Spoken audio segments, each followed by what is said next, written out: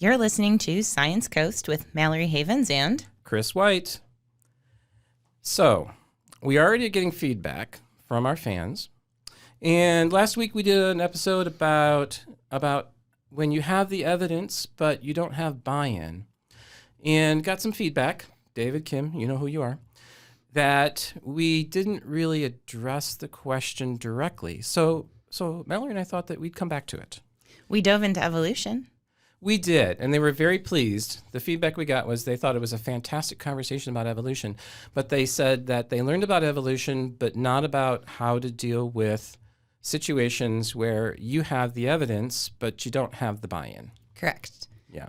Or they didn't learn when to agree to disagree and when not to. Yeah, we did do that. We did say that. Yeah. We did say that. So it's a challenging issue, especially in today's society. The whole notion of alternative facts was raised over the past 6 years, and it's challenging. And so when you're confronting somebody, and then somebody simply says, "Yeah, okay, that's fine. You say that, but I just disagree. I have my own facts." And then the question is, like, what do you do?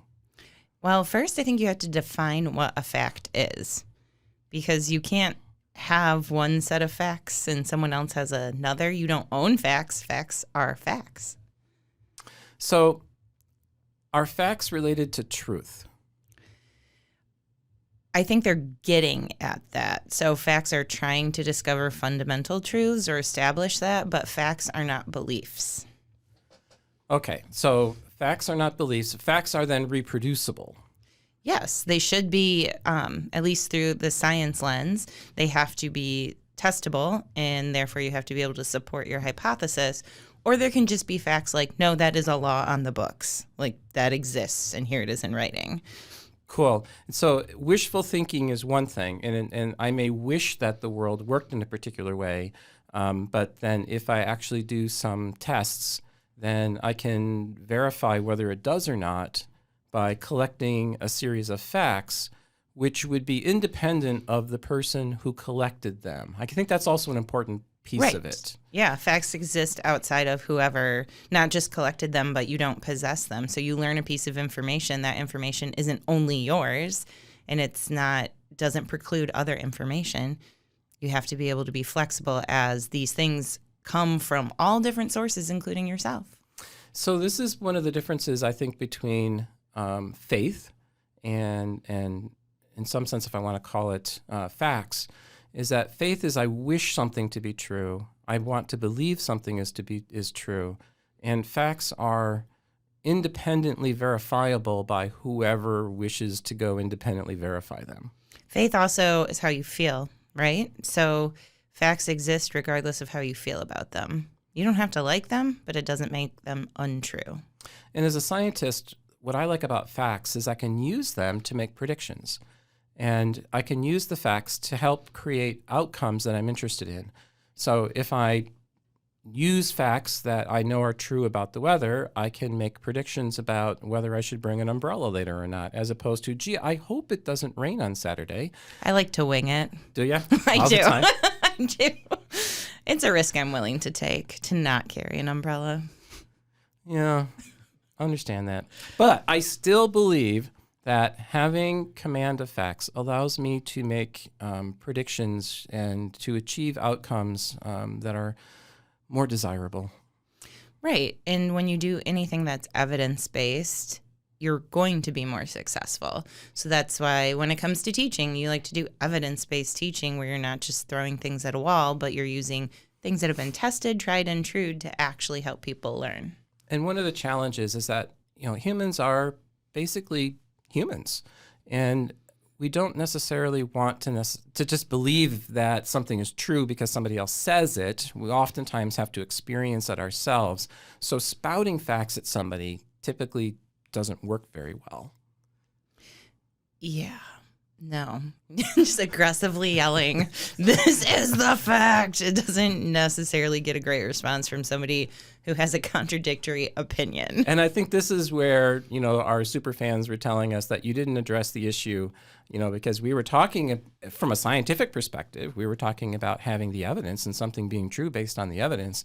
But I think a lot of people right now are experiencing situations where, they encounter people on a daily basis, either within their family, within their friend group, or just out on the street, who don't necessarily buy into the same set of facts, and as a consequence have differing opinions and ideas, and then it does devolve into kind of a shouting match. And we've heard it in the public arena, in the political arena, saying, okay, you have your facts, I have my facts, and that's just the way that it is. I usually end up asking people when they approach me with something that's very contradictory to what I know to be the facts, and I always ask them, what's your source? Which people don't necessarily respond positively to that all the time. They'll be like, oh, I heard it. And I was like, where did you hear it? People say. Yeah, sometimes you get that, or sometimes you get like a direct news source. And I'll say, oh, well, that maybe isn't reliable for this reason. Or did you look at the original scientific paper? Or anything where I just kind of get into that. And I usually at some point say, okay, I'm going to look that up myself and see if I can find the data. But what I know currently with the data I have contradicts what you're saying. So you're actually acting like a teacher, and I think it's because you are a teacher. I do this to my parents all the time. Maybe they don't like that. But I can, so you also talked about how you didn't necessarily assume that you knew something, but somebody would say something, and I know this happens to me frequently. Somebody will say something, and I'm just like, wait, that can't be true, can it? And then I'll go research it myself. I'll find out. And this happened actually a couple of years ago where somebody who I knew and I respected said that, thousands of people had died after having taken the COVID vaccine. And I didn't want to challenge them in the moment, but I was like, that can't possibly be true. Not related to the vaccine, but... Well... Okay, go on. No, but that's... You just keyed on the answer. So... It is actually true is that I researched it and I did the study, and I found that the government keeps track of what happens, the medical outcomes of people who have taken the vaccine. But there's correlation and there's causation. Correct. So the data that people were, sharing is that, yes, there were situations where thousands of people within a week or so of having had the COVID vaccine died.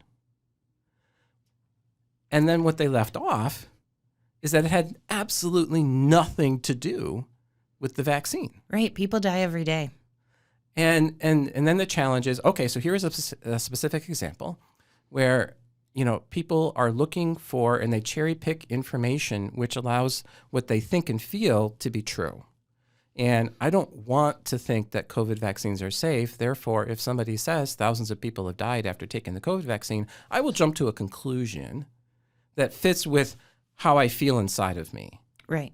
And what you did, for example, when you're faced with your parents, and you'll simply say, can we talk about this a little bit more? And that, I think, is actually the best strategies to engage. Don't yell. Don't tell everybody that they're crazy. Don't say your facts are wrong. Just say, can we talk about that a little bit? Why do you think this is true? Can you explain to me what happens? Where's your evidence, or what is your evidence? And try to draw it out. And most people are not, don't change their opinions based on basically being told, here's a fact and you must believe it, but they are influenced by stories. And, as scientists, maybe we're a little bit different, but most people in society, and we just simply have to accept this, want to engage in a conversation. They want their views to be heard. And so one of the strategies that I always employ is I say, tell me more. Yeah, you can't badger someone into a belief. Tell me more about how you came to this and why you believe it. And then what I try to do is simply ask additional questions. Well, have you thought about this? Have you considered that maybe the person died not because of the vaccine, but because they got hit by a bus? And then slowly try to direct the conversation in a way where it's their narrative. I'm not telling them what to believe. They're the ones who are contributing the narrative. And then I'm simply inquiring for further information, and then maybe subtly, maybe not so subtly, introducing additional information that maybe they hadn't considered before. Yeah, you just have to be really careful when you do it to not come off like you're trying to be a teacher and belittling the person, which I'm not saying you came off that way. Yeah, condescending. There's the word I'm looking for. You just have to make sure that they feel seen and heard, and you're playing the long game, right? So if you're going to yell at a stranger on the street, you're probably not going to get the time to engage in a significant conversation with them, or you may never run into them again. But if it's someone that you care to keep in your life, even if they have controversial opinions and don't want to listen to facts, then it's worth engaging. And we don't change people's minds or political systems or anything by screaming or refusing to talk about stuff or saying, all those people are evil. You have to talk to them. Yes, I think of it as a commitment. And, we have to decide as a society that we will, continue to engage with each other. And the thing that scares me right now, actually, is this conversation about, well, we're just going to have to separate ourselves. People who think this way should go live here and be isolated from people who think differently. I think that's actually a really bad idea for so many different reasons. Yeah, I feel like they've tried to do that before some world wars. Yeah. So commitment to engaging with people who have different opinions, I think, is incredibly important. And so maybe when I'm faced with somebody where I have the evidence, I believe that I have the evidence, but I don't have buy-in, it's going to take a little bit of time. I can't just plop a document down and say, well, here's the evidence and you have to believe what I believe. It's more of, hey, let's sit down and get a cup of coffee. Let's have a conversation. I care about our relationship. I care about the fact that, we know each other, and I don't want to just separate. I don't want to throw you away from my life. So I'm going to respect that you have your ideas, that you have your opinions, and we're going to engage in a deep discussion that might take weeks, months, years. How long have you been talking with your parents about issues? Since I was born. Wait, it took me a while to learn how to talk. But ever since then, you've been trying to convince. I've been pushing. I'm very stubborn. I pushed back pretty hard while I was still in diapers. I have to say, I've never noticed. I don't think that's true. I don't think. Well, maybe I have. Maybe I have. However, it also is true that some people will never be convinced.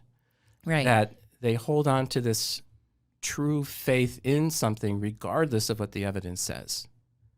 And I think I read a paper where they say it could be as much as 20% of people on a particular topic may never be convinced under any circumstance, that they hold their belief so close to their inner being that there's no discussion, there's no evidence, there's no argument, there's no story that will likely change their opinion anytime soon. Or ever. Mm.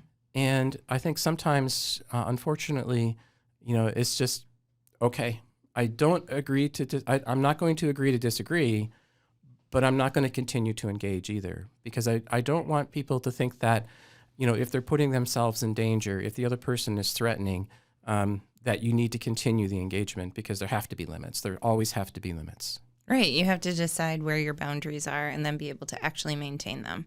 Also, when you're talking to people, you really need to know your audience, right? Because I find that people who have analytical minds, you can talk to in a different way and get buy-in in a different way than people who have a different mindset going into them, maybe not as fact-based and maybe not as emotionally removed as scientists try to be with facts. We try very hard not to put our feelings, at least consciously, into anything.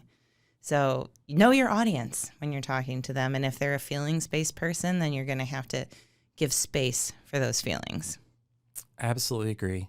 So in summary, what I try to do is I try to frame conversations in ways that, my friends can relate to. I try to let them do a lot of talking. I want to make sure that I'm respectful of what they think, and I want to hear them out thoroughly and completely. And then just gradually over time begin to introduce new ideas and concepts that maybe they hadn't thought about before, in a way of guiding their thought process in a way which will help them be a little bit more receptive and open to new possibilities and new ideas and the facts. Also, we've approached this conversation from the fact that we're right. So I think when you approach these conversations to be like actually genuine in it, you have to be open to learning something yourself, because maybe they do have an actual fact with actual data to support it. So you have to have your strong opinions held loosely and be able to adjust to. And that is a cool tie-in to something we discussed last week. And I very much agree with you. And I think both of us gave specific examples of hearing something and saying, I'm not sure.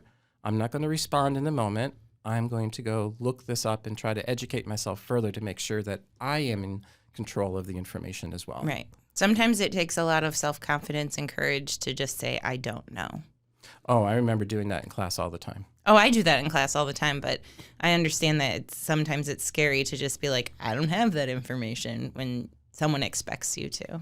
Yeah, I remember the first time I did that in class, and it felt very natural, but the students were a little bit surprised. It's like, wait a minute, you're the professor. And I said, I know, but I don't know the answer to your question. I tell people a lot, I go, what am I, a doctor? Because I am. And it could be something completely not related. It would be like who's on the baseball team? I don't know. What am I, a doctor? Who's on first? That we could really go off the rails with that. Oh, my gosh. Thank you all for listening. It's Science Coast with Mallory Havens and Chris White. see you next time. Bye-bye.